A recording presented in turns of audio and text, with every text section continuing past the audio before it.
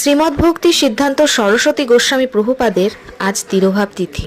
বৈষ্ণবের মুখ থেকে শুনেছিলাম উনি ৬৪টি মঠ স্থাপন করেছিলেন। বাগবাজার গৌড়ীয় মঠ এবং গৌড়ীয় মঠের যে বিগ্রহ উনি চাইতেন সেটাও কিন্তু সকলে ওনার প্রতিষ্ঠিত বৈষ্ণবের আনুগত্যে থেকে ভজন করুক, সেবা করুক। ওনার অমৃত বাণী back to god, back to home.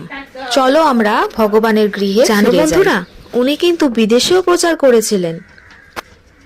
১২ বছরে উনি ৬৪টি মঠ স্থাপন করেছিলেন, আর সেটা আমাদের জগৎগুরু বলেই বোধহয় সম্ভব হয়েছিল।